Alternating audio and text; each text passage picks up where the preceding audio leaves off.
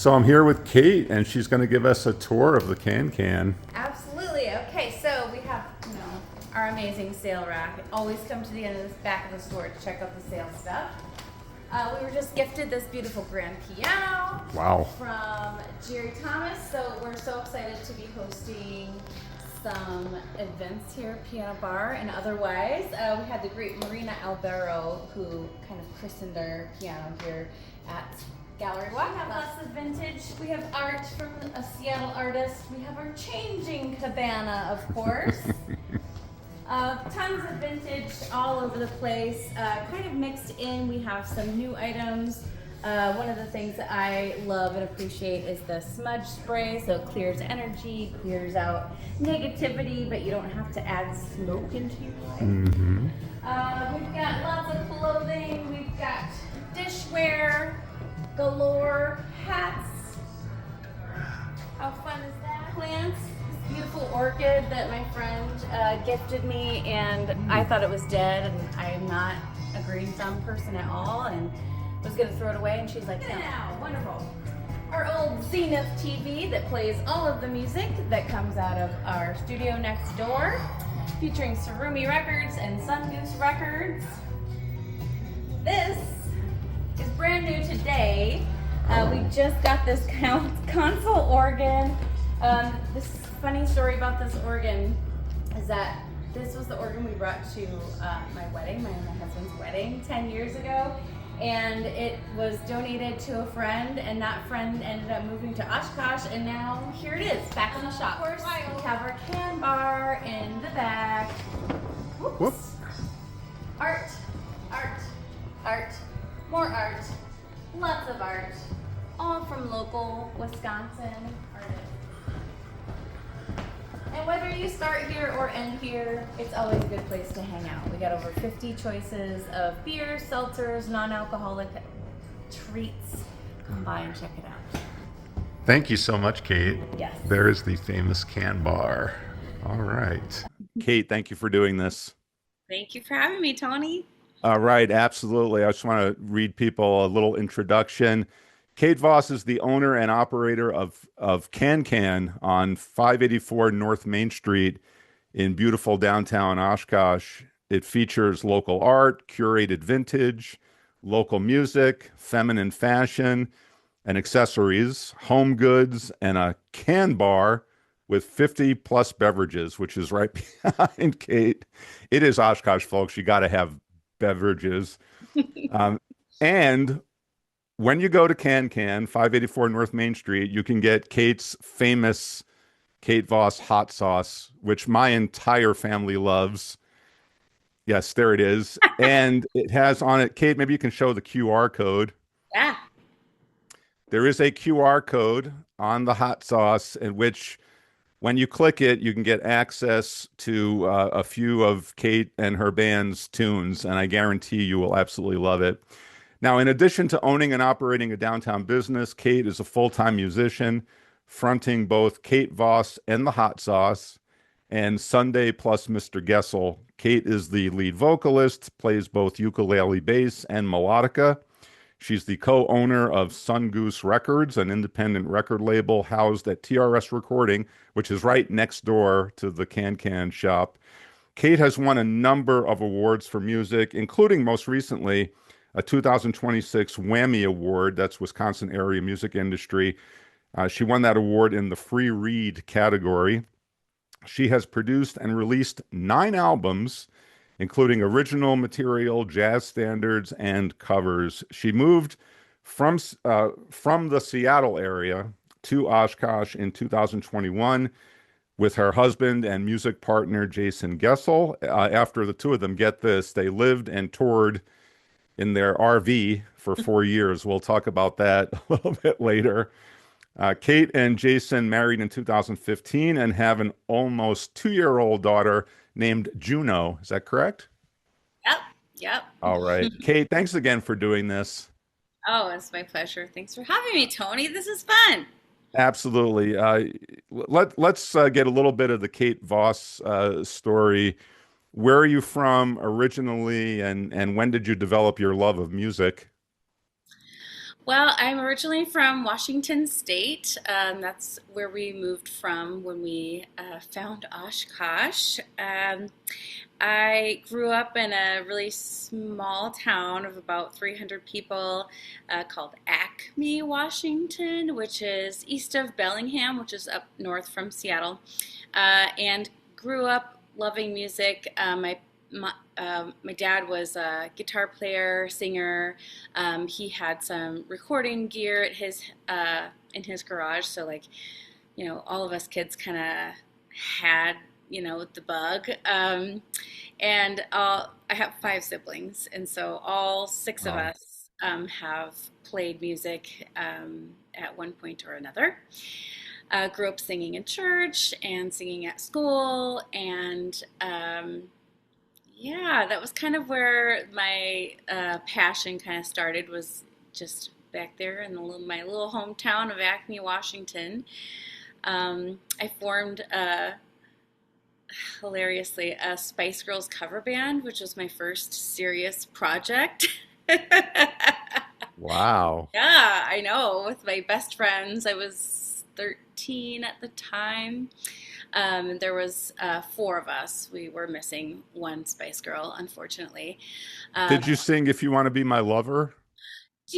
we didn't perform that out because most of our performances were through the church, and so we sang, more like "Mama, I love you," that one. So we did like church performances, and our big break was that we got to sing on top of a limo during the Linden Christmas Parade, which was Wow. exciting for a 13-year-old. So that's amazing. So when did you know, Kate, that you wanted to be a professional musician, that you wanted this to be your career, if you will? That's a really interesting question, and I think a lot of musicians kind of have that um, typical tale of like, I knew from when I was, 2 years old, I wanted to be. Of course, I love singing. I've always loved singing. I'm always going to love singing and music and want to be involved in music in any way I can for the rest of my life. Being a professional musician, as any professional musician will tell you, is really hard work. It's a hustle. It's a grind. You really have to kind of have an entrepreneur mind to really kind of blossom in that field. And so I actually did not have ambitions to be a professional musician. Oh, And I grew up, I was singing. I did a lot of vocal things through high school. I sang with a select choir that we met at 6 a.m. every day before school, and we toured with that group. And it was an a cappella vocal group. But it was just, even looking back today, like I'm so lucky I got to be a part of that because it really helped kind of form uh, my chops, basically. Like I was not yeah. singing soprano, lead melody all the time. We always would swap parts and things like that. So I was singing, 5, 6 part harmonies, things like that. It was really, really exciting. Um, and uh, anyways, through that group, I was like, oh, maybe I'll be an educator. Maybe I'll get into Mhm. I'm not sure exactly what I wanted to do. So after high school, I just kind of went to community college and tried to kind of see like if something was going to spark up for me, like what do I want to do? And I ended up, I paid for my own school, and I'd moved to Seattle at that time. When I was about 17, I moved to Seattle, and just working, trying to afford rent, trying to afford school, trying to afford my car. I just realized, wow, this is very challenging. And so I just ended up I quit school and just worked. Around that time, my sister owned a piano studio in West Seattle called Westside Music Academy, and she had a waiting list of about 16 kids. And I played piano throughout I started when I was like 7 years old. um, and so I was a great candidate to take her waiting list. And with that, kind of jump from working mostly in food service, it kind of really shifted my focus to music and progress in that kind of setting of the music school. So we built the school together. Um, I think by the time I left, we had something like 17 on faculty. I uh, Wow. started doing preschool music. I had like all these summer programs that we would do. We did rock band camps. We did a girl band camp where it was just all girls, all about, women empowerment and trying to like break the stigma of, women in music. You don't really see. Anyways, so it was really just a wonderful thing. I started doing that at about 20 years old. Hmm. And then I taught for 10 years. I had, gosh, 55 students I saw every week, and these classes that I did. And then when I turned 30, I don't know if this happened for you, Tony, or any other listeners, but like kind of that precipice of like going into this new decade. And, Yeah. I wasn't married, and I was like, what am I doing with my life? Like, I'm just teaching piano. Is this all I want to do? And, I really thought about it, and I was like, I would love to have a go and just see if I could make it as a professional musician.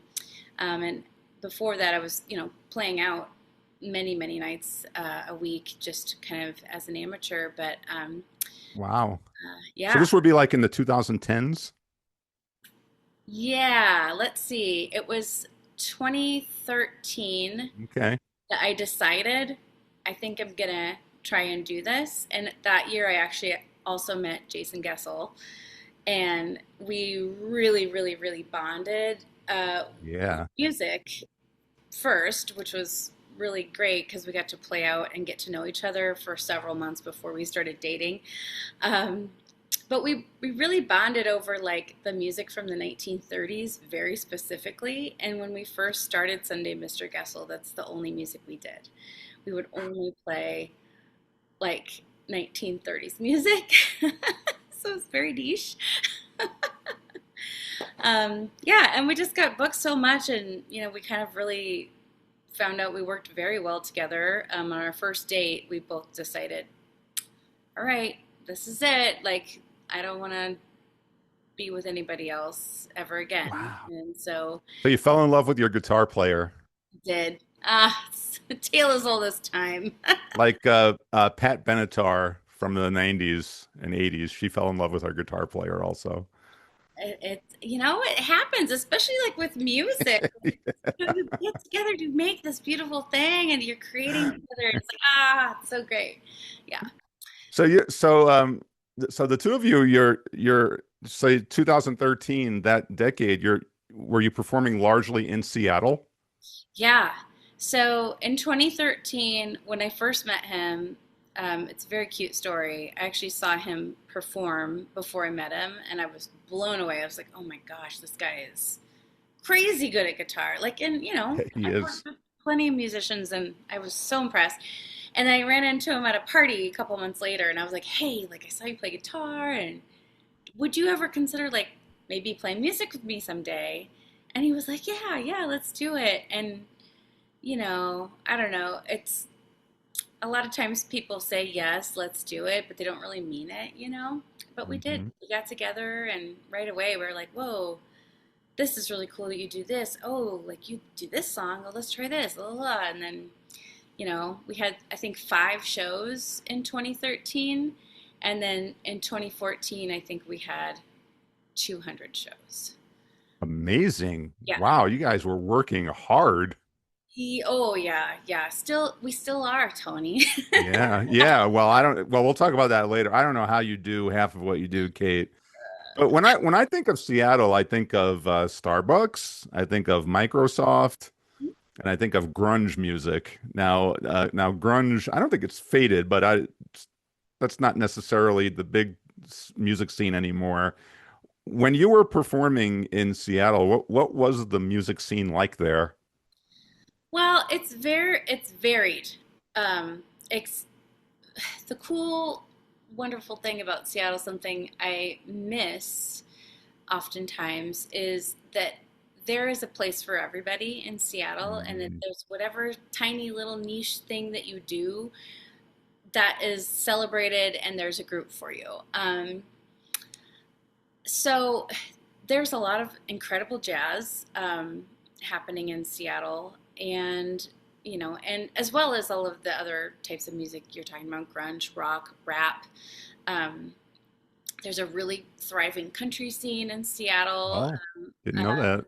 yeah, it's like an outlaw country scene. So there's like two-step dancing and like all of that. Like my sister, who I play music with, she kind of she's gonna be embarrassed that I say this, but she kind of runs the country music scene around there. She has like a Great Wow. Women of Country show that she tours around Western Washington with, and she plays with just kind of the top people around.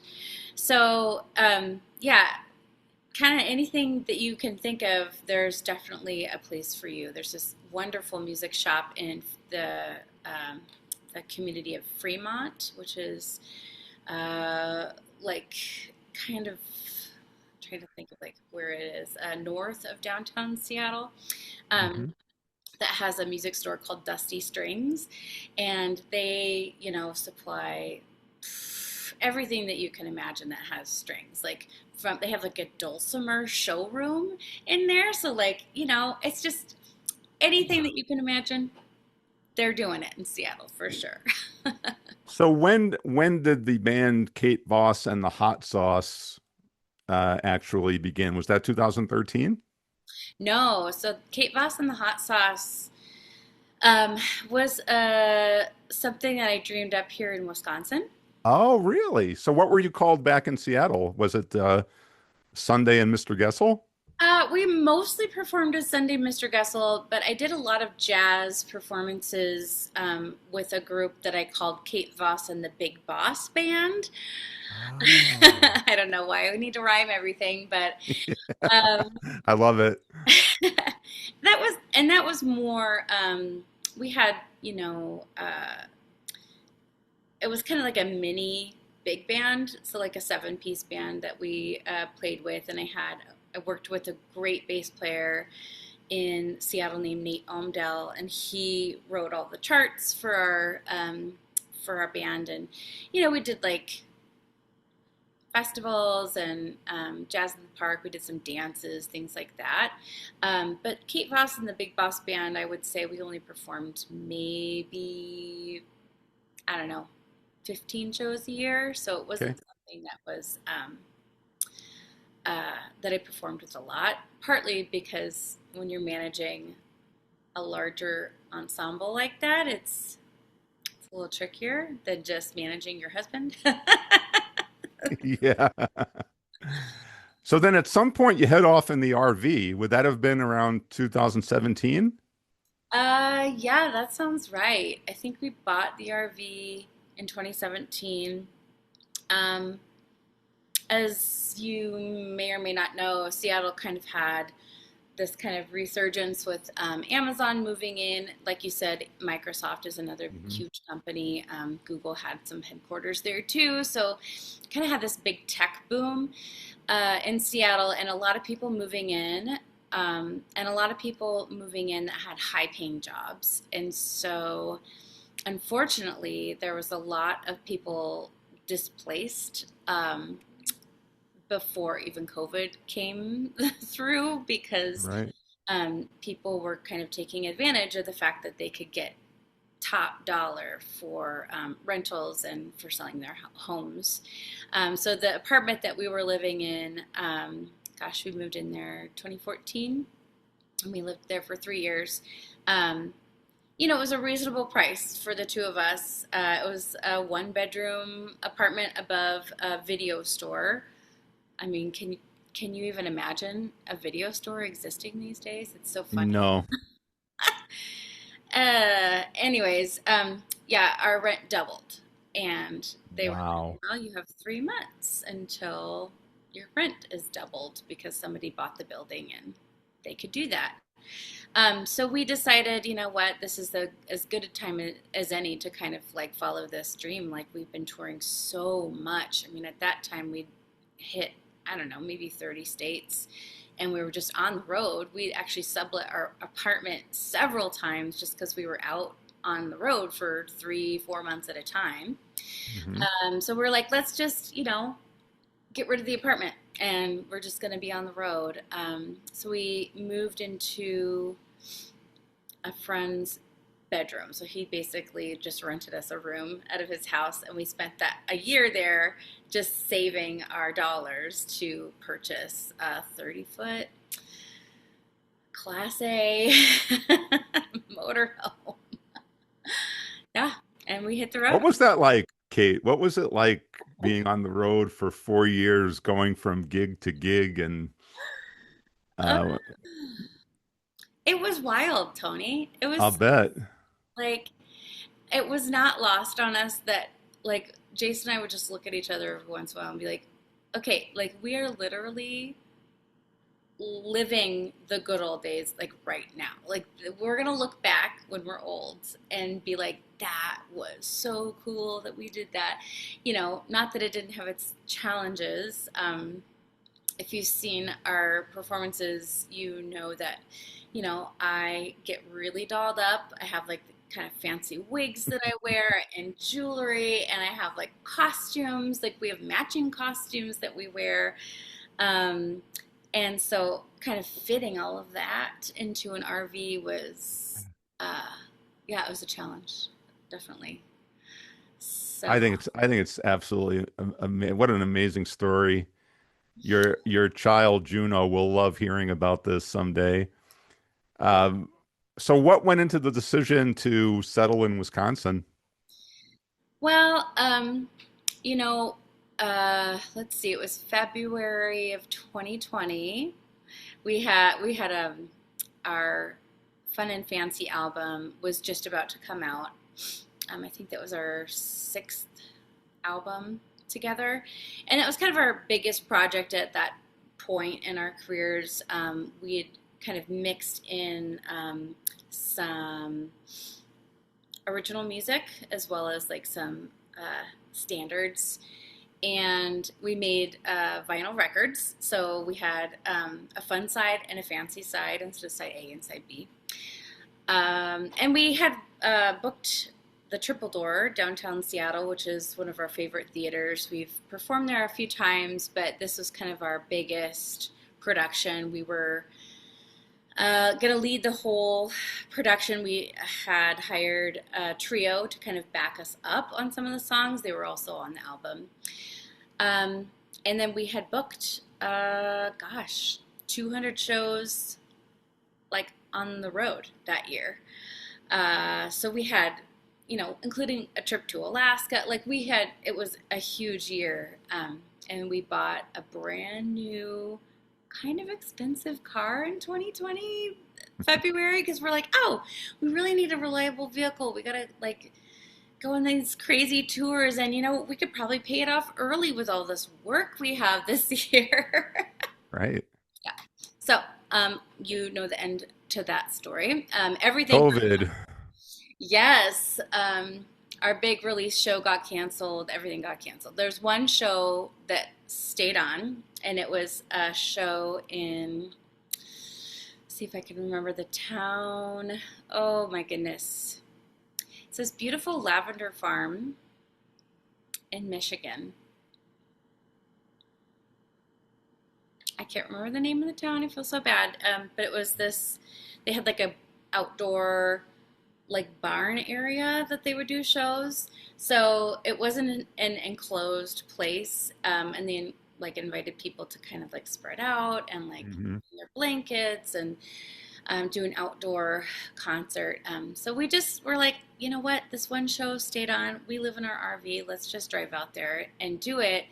And that kind of just kept us going. We didn't want to stay in Seattle. Seattle had some really tough restrictions, even with outdoor concerts. So Oh, sure. we weren't able to really work as much as we wanted to when we were there, even though we did get hooked up with some really, really incredible opportunities for live streaming, professional live streaming, and professional videography, things like that. We had to roll.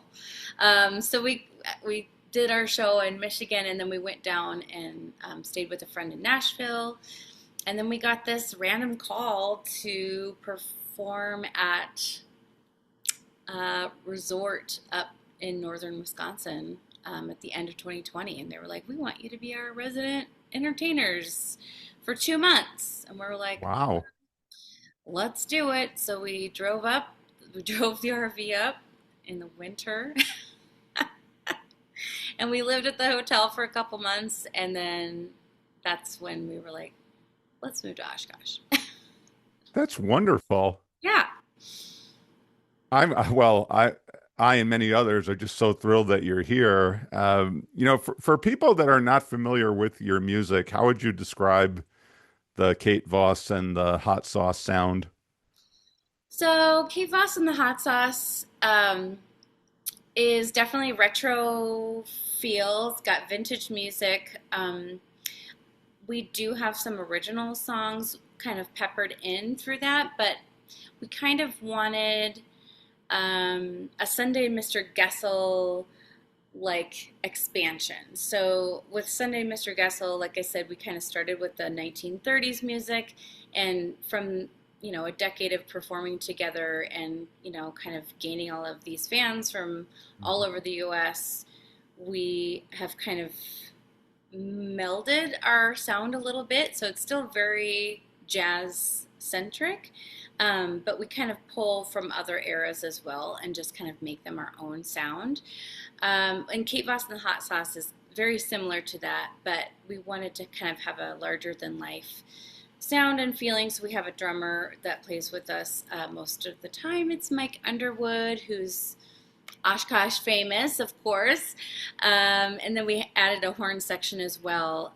So we've got some kind of high energy, like you were talking about a little earlier, rockabilly kind of Yeah. feeling to it. But we wanted to kind of encompass like 50s and 60s music, and kind of the variety that was around back then. It's beautiful, exciting, lush sound from Nancy Sinatra to Ray Charles to, Elvis. We do kind of a mix of everything.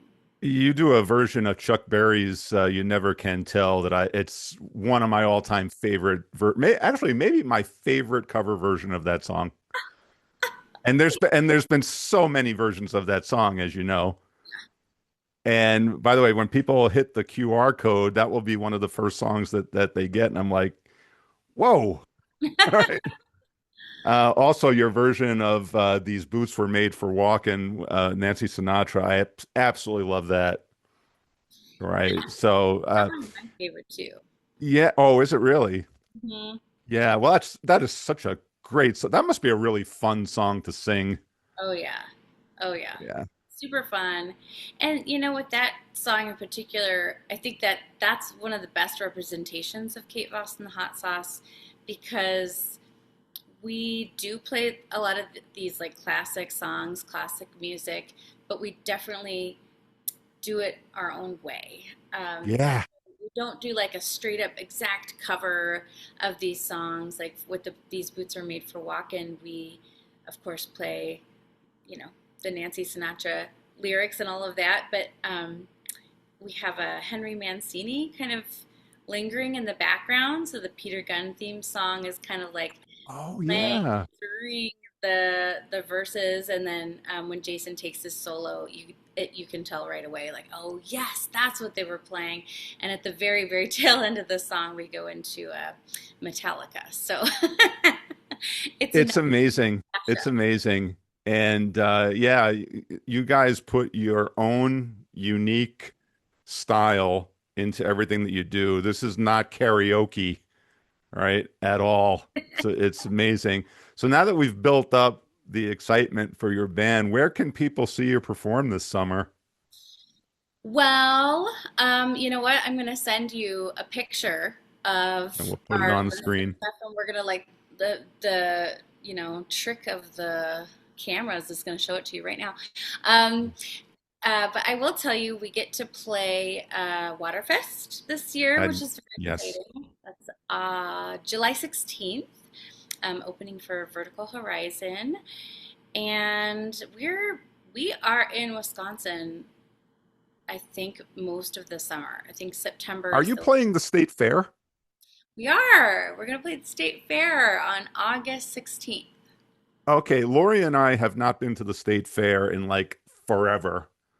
So this is going to give us an opportunity or a reason to Yeah. go. That's going to be August 16th. I believe it's like 2 o'clock is our start Okay. time. And we'll I'll have the get that full one. information and put it on. So August 16th, the state fair, July 16th, Oshkosh Waterfest. You guys probably go on at 6 p.m. Yep. Yeah, and Waterfest is always a ton of fun. Oh, yeah. And speaking of fun, that's just watching videos of your band, Kate. That seems to be a big part of it. It's fun. Yeah. I You mean, guys are just a party band. It's like a good time. yeah. That's kind of the point of all of this, right? Like, I don't know. I get such joy from playing music and performing. And I think, I don't know. I don't know everyone else's experience, but I've been told that it's contagious. Like, Yeah. we're having a good time, and you can tell we're having a good time. We're not phoning it in. It's not like, oh, this song again. Every time I play these songs, I'm in love. Like, I love the repertoire we have. I love the people I play music with.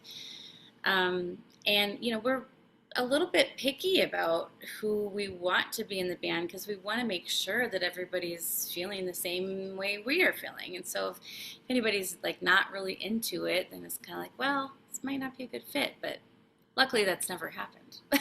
So everybody's wondering, how do you manage full-time musicianship, running a business? Your Can Can is open 4 days a week. Yeah. So Can Can's open 4 days a week, and you are there a lot during those 4 days. You're a full-time mom. How do you do it, Kate? Let me take a sip of my energy drink really quick. Uh, yeah, caffeine helps a lot. I don't know. I don't know the answer to that, Tony. I get asked that a lot. And, you know, it's really a different experience as a human being a mom, being a parent. Hmm. Um, and it's really shifted a lot of priorities for me. And it's also like shown me that I can't do everything that I think I can. And as nice as it is to hear from people like, wow, you're doing so much. I'm like, yes, I am. I am not doing as much as I used to do. And it is a challenge trying to like be kind to myself and say, you know what, you're in a different era right now. And it's Yeah. okay to not, you know, do every single thing that you want to do or trying to do.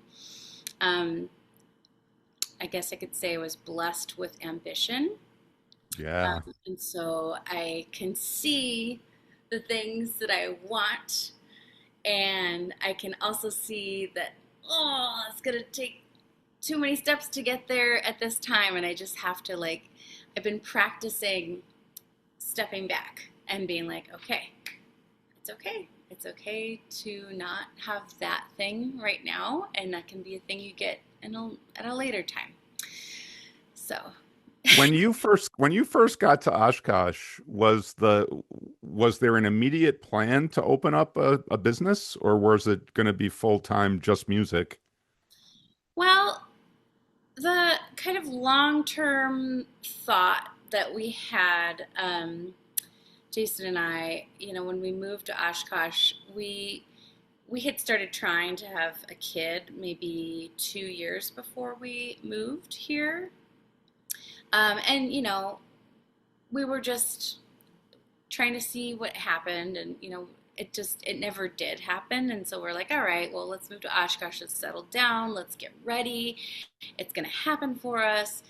And on our tour to Denver, one tour to Denver, we went to a shop called Garage Sale, which was a consignment store that had a full bar. And I was like, what is this? This is so cool. The vibes were just so fun, and it had that total retro vintage feel that I love. I mean, that's is not exclusive to music for me. Like I love the fashion, I love the hairdos, I love everything about vintage stuff, except for some values. Anyway, um, that said, I was just like, it'd be so cool to have a place like this someday. And so Jason and I were just like, okay, like maybe we'll buy a place in Oshkosh, and that can be kind of like where we open up this shop and we can live above, and it would be so Mhm. cool. And we looked at a couple of buildings to maybe try that and realized, ugh, I don't think we can make it work buying something right now. So we kind of put that on hold. And then worked with some friends who ended up investing in these two buildings that we have now. Wow. Mostly because we were like, hey, we are going to live there. So you have one tenant already. We're going to rent the space from you, and we're going to run the studio for you. So, like, Wow. don't worry about it. Like, you just buy it and we'll take care of it. And luckily, they're act- absolutely involved and, have the same vision and ambition that we do to really kind of make something of this little corner here in Oshkosh. Right. Now you guys are open Wednesday through Saturday?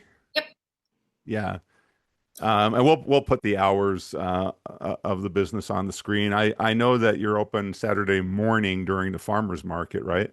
Yep, 9 a.m. to 3 p.m. on Saturdays. And then, Yeah, especially anyone watching that goes to the Oshkosh Farmers Market, which is one of the best in the state and really crowded, which is great. Make sure you check out Can 584 um, North Main. What is it like, Kate, owning a business in downtown Oshkosh? What are some of the, I don't know, some of the joys and frustrations? well, hmm. It's really great to get to know the community in a different way. Being a performer, I just get very small snippets of interactions with people.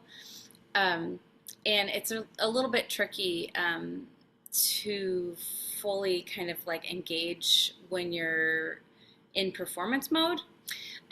So even though I've made some beautiful friends through performing and things like that, it kind of takes a little bit for me to be like, oh yeah, this is who this is, and this is where I met them, and trying to still manage the band, lead the band, get the merch out, do the sound, blah blah blah, and then perform, and then like meet people. So it's been a great opportunity for me to meet people and really get to know them and talk with them and have a real conversation with them. And that is from, my neighbors to people who are visiting from out of town.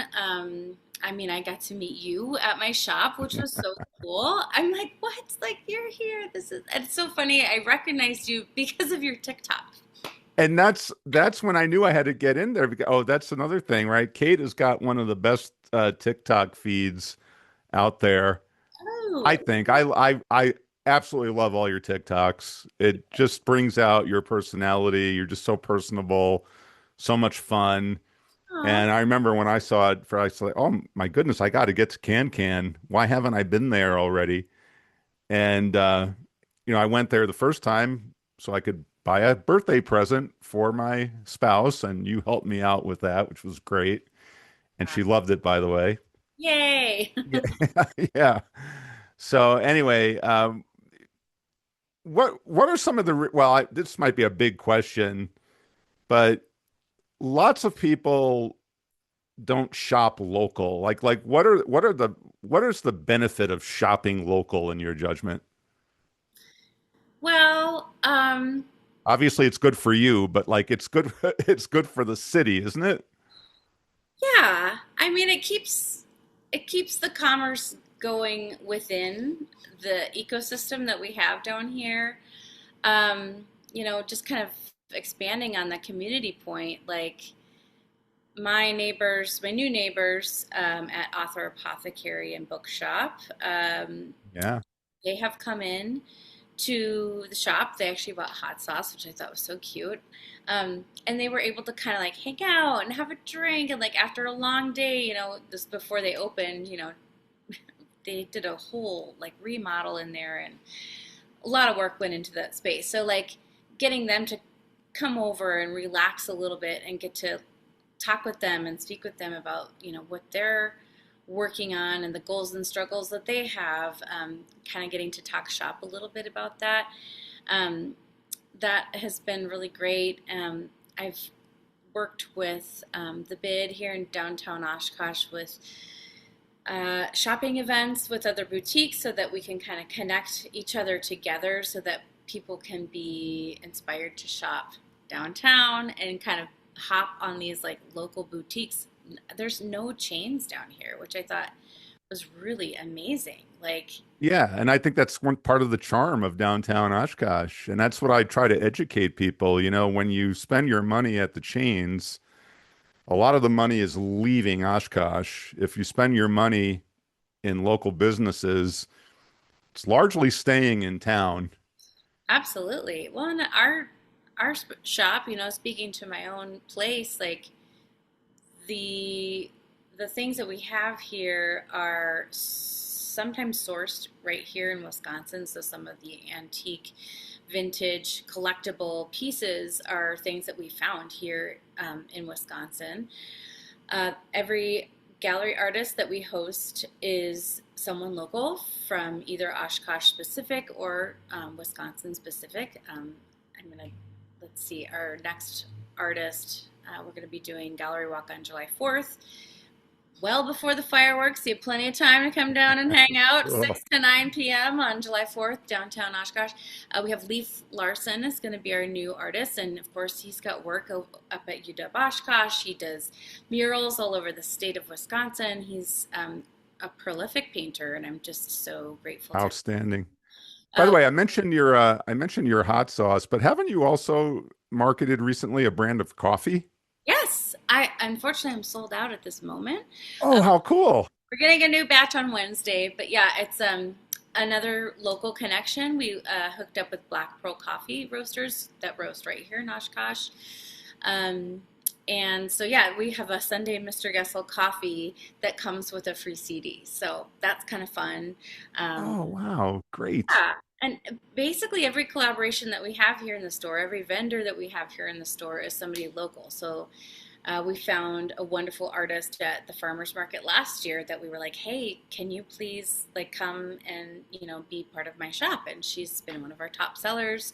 All of the music that we saw here at Can Can comes out of TRS recording from either Surumi Records or Sun Goose Records, or if it's not on those two labels, it's independent artists. We have Katrina DeVille and the Nobody Famous. We have Slight Joe. We have a lot of local artists that people are like, oh yeah, I saw them at blah blah blah, or Waterfront Excellent. or whatever it is.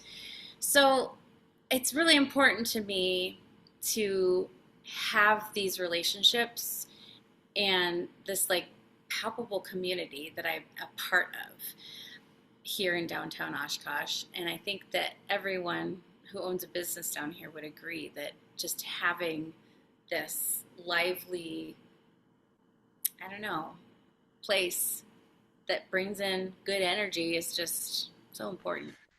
Well, Kate, you do bring a lot of good energy, and it's so appreciated by me and many, many others. And I want to remind people once again, Can Can is on 584 North Main Street. Visit if you have not. Visit again if you have. It's a great little place. Check out Kate Voss and the hot sauce at one of their gigs. Kate, thanks so much. Appreciate you doing this. Oh my gosh, this is amazing. Another way to join in with the community, Tony. All right. Thanks so much.